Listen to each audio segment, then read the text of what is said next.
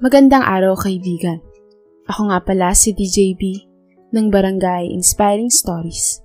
At ito ang ating kwento.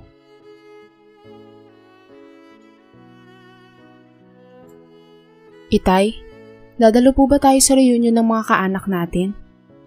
Tanong ni Lito sa kanyang ama. Hindi na siguro anak.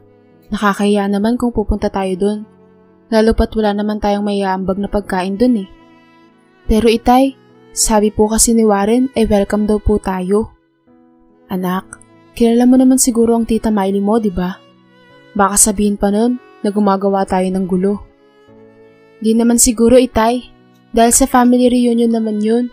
Pamilya din naman nila tayo, di ba? Ano po bang masama dun? Dahil basta mahirap lang tayo at sila ay mayaman? Ganun po ba itay? Malungkot na tanong ni Dito. Anak, di naman sa ganun. Pero alam mo naman na sobrang matapobre ang tita Miley mo, di ba? Ayoko lang na makarinig ka ng mga pang-aapi nila at pangmamaliit nila sa'yo. Tatay, malaki na ho ako at kaya ko na po ang sarili ko. Dededemahin ko na lang yan si tita Miley kung sakali. Anak, alam kong gusto mong pumunta sa pinsan mo, pero ayaw ko lang talaga na masaktan ang damdamin mo. Ako, sanay na akong minamaliit nila kasi magsasaka lang ako. Ang pinoprotektahan ko lang ay ang damdamin mo, anak. May tiwala ako sa'yo, subalit na pagdaanan ko din ang mga bagay na yan. Kaya sana naman, makinig ka sa akin. Pakiusap ng kanyang ama sa kanya. Itay, alam ko na ho yan. Hindi lahat ng mga na-experience mo ay ganun din ang akin. Di naman po tayo magkapareho ng damdamin eh. Sige na po, pumunta na lang tayo. May invitation card naman ako eh. Wika ni Lito at agad na ipinakita sa kanyang ama ang kanyang hawak na invitation card. Kaya't walang nagawa ang kanyang ama kundi ang samahan na lamang ang kanyang anak. Agad naman silang pumunta sa reunion ng kanilang angkan. Pinsan, mabuti naman at napilit mo si Tito Rico na sumama at pumunta dito. Bati ng kanyang pinsan sa kanya. Wala naman talagang magagawa yan si tatay kapag ako na ang naglambing. Pabirong sagot ni Lito sa kanyang pinsan. Tito, mano po, pasok po kayo. Agad namang pumasok na sila Lito at ang kanyang ama sa bahay ng kanyang tita. Pagpasok na pagpasok pa lamang nila ay agad silang nakita ng kanyang tita Miley. Rico? Di makapaniwalang saad niya dito at agad na nilapitan ang mag-ama. At sino naman ang nagsabi sa inyo na invited kayo dito? Mataray na saad ng kanyang tita Miley nang malapitan niya ang mag-ama. Magandang gabi po, tita. In-invite po kami ni Warren. Nakangiting sagot ni Lito. Miley, hindi kami pumunta dito para makipag-away. Kaya sana naman, huwag kang magsimula ng gulo. Rumispeto ka naman sa akin bilang nakatatandang pinsan mo. Mahinahon na saad ng kanyang ama na siyang naging dahilan upang mapatawa at mapataas ang kilay ng kanyang tita Miley. At sino ka para utusan ako ng ganyan, aber? Eh yung mga may tamang trabaho nga, di ako nauutusan basta-basta eh. Ikaw pa kaya na isang magsasaka lang? Sarkastikong saad nito. Tita, huwag niyo naman pong maliitin si Itay. Dahil sa kahit na ganyan lang ang trabaho niya, ay napalaki niya naman ako ng tama at may wastong pagdidisiplina. Mabuti pa po, mag-enjoy na lang po tayo. Reunion pa naman ito ng angkan natin. Suwestyon ni Lito. Wala akong pake kung reunion ba to o hindi. Basta ayaw na ayaw kong nakikita ang mga pagmumukha niyo dito. Miley, ayaw namin ng gulo. Oo nga, tita. Pumunta kami dito dahil sa Fernandez din naman kami. Kaya sana naman po, ay kahit ngayon lang, ay pagpaliban niyo na lang po muna ang galit at inis niyo sa amin ng tatay ko. Pakiusap ni Lito. Walang Fernandez na mahirap sa angkan na ito. Walang katulad nyo na isang magsasaka lamang. Ano, ayaw nyo ng gulo? Tanong ng kanyang tita. Sino ba naman na magnanais ng gulo sa reunion, Miley? Sarkastikong sagot ng kanyang ama. Tay, suway ni Lito. Aba, wag mo akong sagutin ng may pagkasarkastiko ha. Dahil basura ka lang. Kaya kahit kailan ay di ka nakakaon sa iyong kahirapan eh. Dahil sa iyong ugali.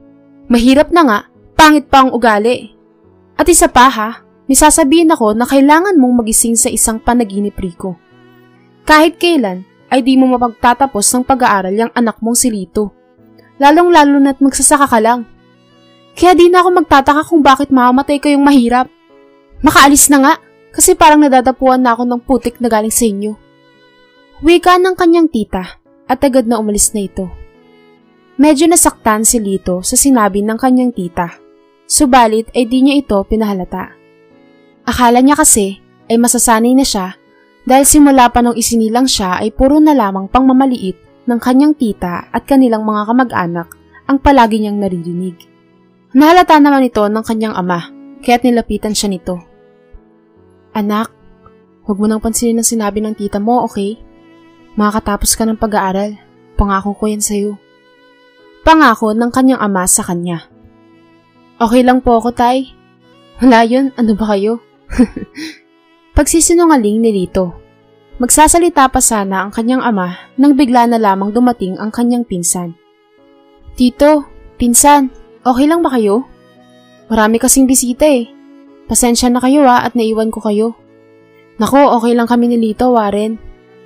Sure kayo, Tito? Paninigurado ni Warren. Naku, insan, okay lang kami. Huwag ka na mag-alala. Nakita kami ng mami mo at wala naman siyang ginawang masama.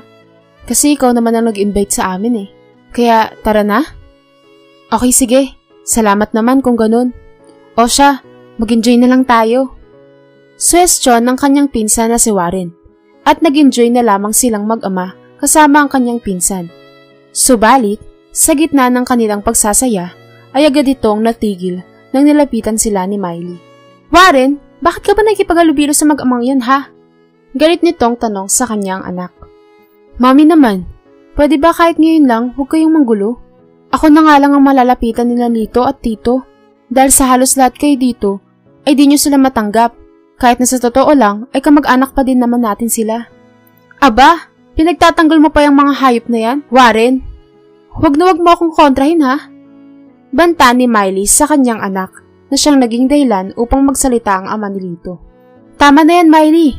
Huwag mong papagalitan ng bata. Aalis na lang kami para wala ng gulo. Oo nga, tita. Grabe naman kayo. Kung may problema kayo sa amin, kami ang pagsabihin nyo at wag na wag nyong itamay si Warren dito. Dagdag pa ni Lito. Mabuti naman at nakaisip din kayo mag-ama na umalis. Kayong nagdadala ng gulo dito eh. At isa pa, kahit kailan, di kayo magiging welcome dito. Dahil sa di na namin kayo kaano-ano. Dahil gaya ng sabi ko kanina, walang Fernandez na mahirap, okay? Kaya, alis na kayo dito mga hampas lupa. Huwag kang mag-alala, Miley. Hanggang dito na lang yung pangmamaliit mo sa amin ng anak ko. Dahil simula ngayon, ay ipapangako ko sa sarili ko, maging sa inyong lahat, na makakaahon din kami sa hirap. Seryosong saad ng kanyang ama. Papa, alis na lang po tayo.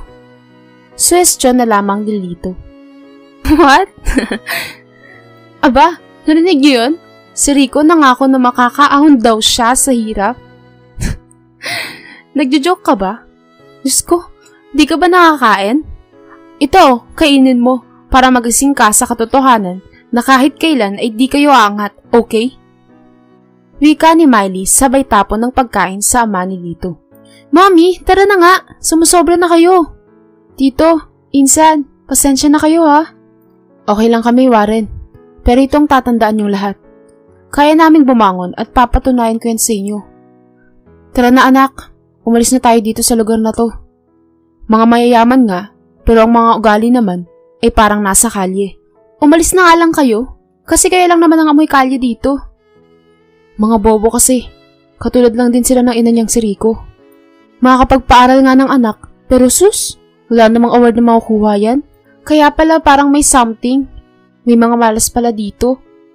Yan ang mga sari-saring pangmamaliit ng kanilang mga kamag-anak sa kanilang mag-ama. Kung kaya't agad silang umalis na sa lugar na iyon. Paglabas na paglabas pa lang ni Lito at kanyang ama sa bahay ng kanyang tita Miley, ay bumuhos na ang kanyang luha. Anak, okay ka lang? Nag-aalalang tanong ng kanyang ama. Okay lang naman ako, tay. Pero grabe naman sila kung makapagsalita. Akala mo kung anong ginawa natin sa kanila para sabihin nila yun sa atin. Umiiyak nitong sagot. Anak, yun na nga bang sinasabi ko sa'yo, di ba? Kaya kanina pa lang, binabalaan na kita. Pero gusto mo pa din eh. Kaya anak, huwag mo nalang dibdibin yon, okay? Ang mahalaga pa ay mag-aral ka na lang ng mabuti. Para naman di na tayo maliitin ng mga kamag-anak natin. At sana, iwasan mo na lang sa ngayon si Warren. Bakit ka naman po iwasan si Warren, Tay? Iwasan mo si Warren para naman makapagpursige kang mag-aral. Dahil tuwing nag-uusap pa kayo, talagang magkikita kayo ng tita Miley mo at mamaliitin ka na naman niya. Na siyang magiging dahilan upang baka mawalan ka na ng ganang mag-aral. Itay, ako po ang bahala. Basta't simula ngayon, sisiguraduhin ko po na magsisikap ako sa pag-aaral at tutulungan ko kayo sa pagsasaka po. Ipapangako ko po na masangat po tayo sa kung anumang meron sila ngayon. Seryosong saad ni Lito. Napaluha naman ang kanyang ama sa mga binitawan niyang salita, kung kaya't nagtatakang nagtanong si Lito. Tay, okay lang ho ba kayo? Okay lang ako, anak. Bakit po umiiyak kayo? Hindi ako umiiyak dahil sa mga masasakit na salita na binibitawan nila sa atin. Kundi masaya lang ako dahil sa alam kong nagiging matapang ka na, anak. Kaya harapin natin tong problema nating dalawa. Makakaahon din tayo dito, anak. Opo, makakaahon tayo, itay. Kailangan lang nating magtulungan. Wika ni Lito at nagyakapan silang mag-ama bago sila tuluyang umuwi sa kanilang bahay. Kinabukasan ay maagang gumising si Lito upang tulungan ang kanyang ama sa pagsasaka. Dahil sa mamayang tanghali pa naman ang kanyang klase. At nagkataon naman na dumaan ang kanyang tita Miley sa kanilang pinagsasakahan.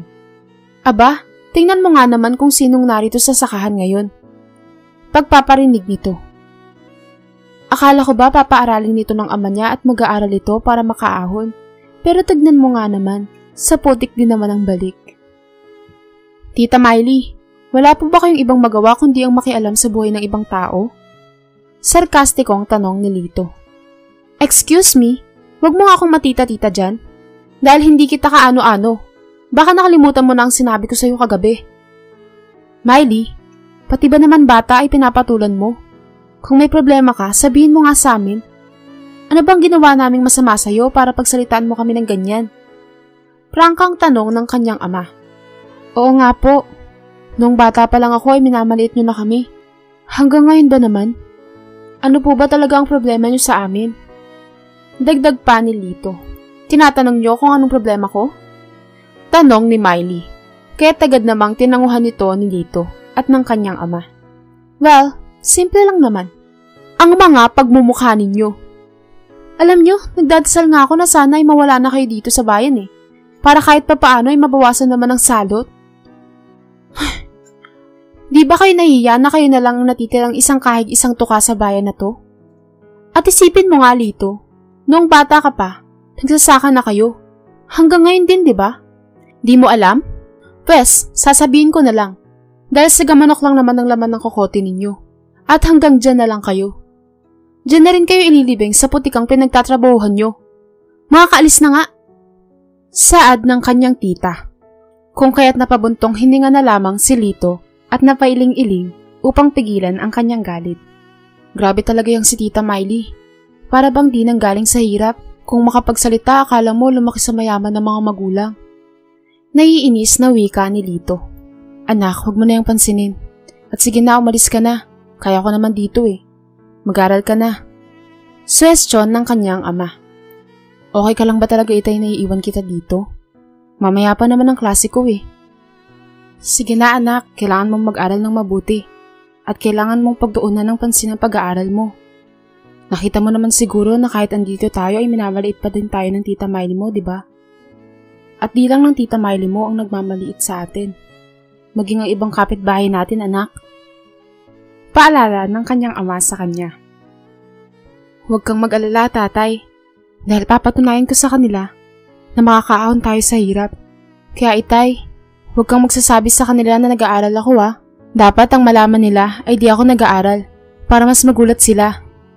Suwestyon ni Lito. Ikaw ang bahala anak.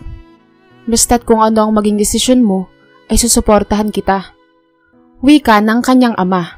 Kung kaya't nang dahil doon, ay mas tinoonan pa ng pansin ni Lito ang kanyang pag-aaral. Subalit ay di pa rin sila na tinatantanan ng kanyang mga kamag-anak.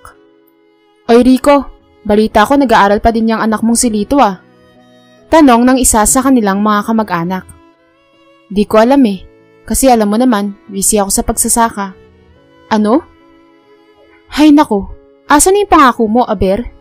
Bea, mabuti pa yung umalis ka na lang, dahil marami pa akong gagawin. Anong umalis? Papaalisin mo ako? Bakit? Nahihiya ka ba dahil sa di mo talagang kayang paaralin ng anak mo? Naku, pag nalaman to ni Miley, talagang magpapaparty siya ngayon din. Eh di sabihin mo, wala naman akong pakialam. Ah, ganun. Matapang ka na. Huwag ka nga magtapang-tapangan dahil wala kang ibubuga. Ani ni Bea at agad na tinulak ang ama ni Lito sa putikan. Ilang buwan at taon ang nagdaan ay inaakala pa rin ng kanilang mga kamag-anak na di nag-aaral si Lito dahil di ito kayang pag-aralin ng kanyang ama sa kolehiyo. Subalit, ang totoo ay malapit na itong graduate. Tiniis na lamang lahat ng kanyang ama ang mga pangmamaliit ng kanilang mga kamag-anak. Tatay, alam niyo ba, gagraduate na ako sa susunod na linggo at may good news po ako. Panimula ni Lito. Oo nga anak, napakabilis lang ng panahon no? Ngayon ay gagraduate ka na. At ano naman ang good news mo anak? Tay, gagraduate ako bilang summa cum laude. Naiiyak na saad ni Lito. Bumilog naman ang mga mata ng kanyang ama dahil sa di siya makapaniwala sa kanyang mga narinig. Totoo ba yan anak? Opo itay, totoo po. Kailan ba ako nagbiro sa'yo? Imbis na sumagot ang kanyang ama, ay bigla na lamang itong napaluha at niyakap siya ng mahigpit. Itay? Tawag ulit ni Lito dahil sa nagulat siya sa reaksyon ng kanyang ama. Sobrang saya ko anak, dahil sa wakas ay alam kong makakaahon na din tayo sa hirap, mga panlalait at pangmamaliit ng mga kamag-anak natin. Napabuntong hininga na lamang si Lito, sabay sabing, Tatay, kailangan ko pa pong magtrabaho at wag na wag niyo pong sasabihin sa iba ha. Tulad ng pag-aaral ko, ay kailangan nating isikreto ito, okay? Tumango lamang ang kanyang ama dahil sa sumusuporta siya sa kanyang anak. Graduate itong si Lito na di alam ng lahat ng kanilang mga kapitbahay at pati mga kamag-anak. Isang araw, habang si Lito ay tumutulong sa kanyang ama sa pagsasaka, ay biglang dumaan sa kanilang harapan ng kanyang tita Miley. Hay nako, akala ko ba makakagraduate yung anak mo? Hays, sa bagay, katulad yan ng ama. Bobo eh, di tulad ni Warren na anak ko na graduate bilang cum laude. Kawawa ka talaga Lito na nagmana ka pa sa tatay mo. Tita Miley, pwede ba? Kung proud ka sa anak mo, magpa-party ka. Huwag yung sa amin mo sinasabi, kasi di ako naiinggit. Aba Lito, anyari sa'yo? Sumasagot ka na. Akala mo kung sino ka ha? Baka nakakalimutan mo. Nalupa lang kayo at langit ako. Huwag na wag mo akong gagalitin. Baka di na kayo makakasaka sa lupaing yan. At excuse me, di ako pumunta dito para ipangalandakan sa inyong cum laude ang anak ko. Andito ako para ipakita sa inyo na ako na ang nagmamay-ari ng lupa na to. Wika nito, sabay pakita ng titulo sa lupa na nabili niya na to. Anong gagawin mo sa ngayon, Miley? Paalisin mo kami sa trabaho namin na to? Tanong ng kanyang ama. Parang ganun na nga. May baka pa bang idea? Sarkastikong sagot nito. Ang sama talaga ng ugali mo, Miley, kahit kailan. Di masama ang ugali ko, Rico. Sadyang kailangan nyo na talagang mawala sa bayan na to. Pasalamat ka kayo, dahil kayo ang may-ari ng lupang tinitirhan nyo. Baka gusto mo ding ibenta yan sa akin, para naman may pera kayo pambili ng ulam nyo. Kasi wala ka ng trabaho eh. Kawawa naman. Baka putik na ang kakainin ninyo. So ano, deal? Walang hiya ka talaga. Alam mo, di pa ako nakakapatay ng tao pero maka ngayon makakapatay na ako. Nagtatagis pa ang saad ng kanyang ama na siya namang pinigilan kaagad ni Lito. Tay, tama na yan. Umalis na lang tayo. At isa pa tita, ay Aling Miley. Huwag kang magpakampante. Dahil bilog ang mundo. Nasa itaas ka pa ngayon. Alam mo, Lito, alam ko na yung mga ganyang linyahan mo eh. Kaya di ako takot sa anumang mangyari sa inyo ng ama mo. Dahil kung aangat kayo, sana noon pa. Pero wala eh, kaya good luck na lang sa inyo. Hindi ko naman kayo gugulihin kung hindi kayo Fernandez eh. Basta Aling Miley, ito ang tatandaan mo. Aahon kami at baka magulat ka na lang na mas angat pa kami kaysa sayo. Seryosong paalala ni Lito sa kanyang tiyahin at agad nang umalis. Tatay, kailangan kong pumunta sa Maynila para magtrabaho. At huwag kayong mag-alala. Mag-iingat ako doon at mag-ingat kayo dito ah. Panimula ni Lito. Ha? Seryoso ka ba anak? Itay, kailangan natin makabili ng lupa para may masakahan ka. Kailangan ko lang talagang tiisin ng buhay sa Maynila.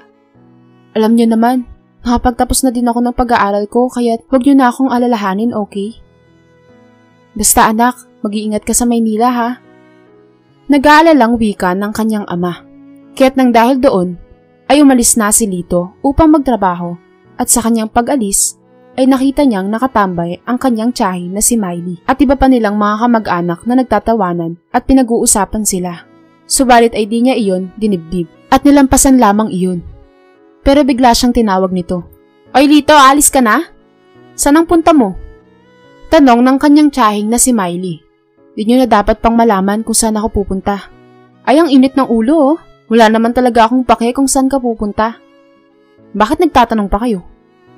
Ay grabe Miley, matapang na talaga si Lito oh. Kantsaw ni Bea.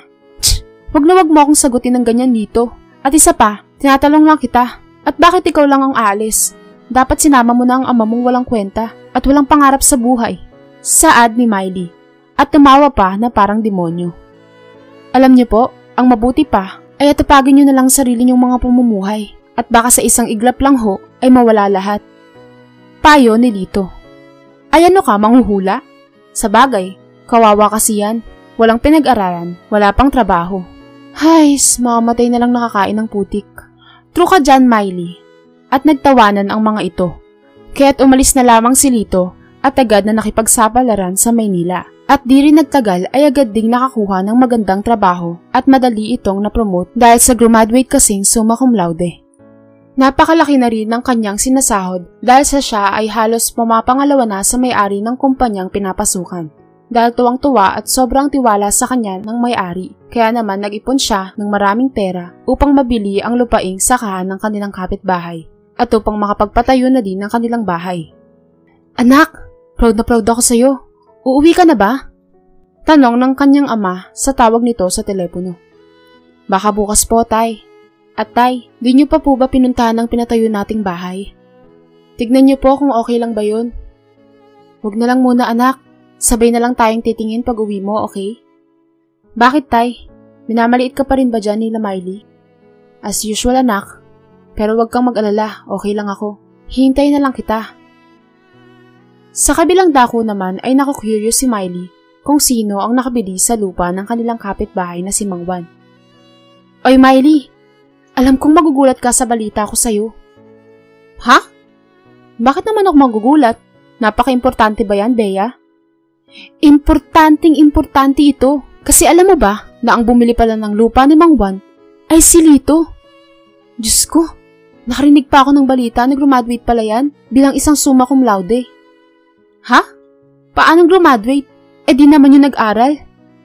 Nagtatakang tanong ni Miley. Naku, ewan ko. Basta yan ang sabi nila. Tapos yung bahay na 5-story na yan, sa kanya din yan. Diyos ko, isipin mo, yung taong inaapi lang natin noon, mas umaangat pa ata sa atin ngayon. Di mapaniwalang wika ni Bea. Alam mo, Tina, baka fake news lang yan. Malabong mangyari yan. Kilalang kilala ko yung mag-amang yan. Paano niya napagtapos ng pag-aaral ang anak niya? Na kahit nga pagkain nila ay di niya kayang tustusan ng kanilang pangangailangan dahil sa magsasaka lang sila. Paganahin mo nga yung utak mo, Bea. Naku, ewan ko sa'yo, Miley. Basta't yan ang mga narinig kong mga usap-usapan sa ngayon. Saka na lang ako maniniwala kapag nakita ko na si Rico ang namamahala ng lupain na yan sa harapan natin. At kapag nakita ko na kung sino ang may-ari ng malaking bahay na yan. Malapit na din kasi yung matapos eh. Basta feeling ko hindi sila yan. Malabong mangyari yun, no? Matigas na saad ni Miley. Ikaw ang bahala. Basta't pinaalam ko lang sa'yo kung anong mga nakalap kong chismis.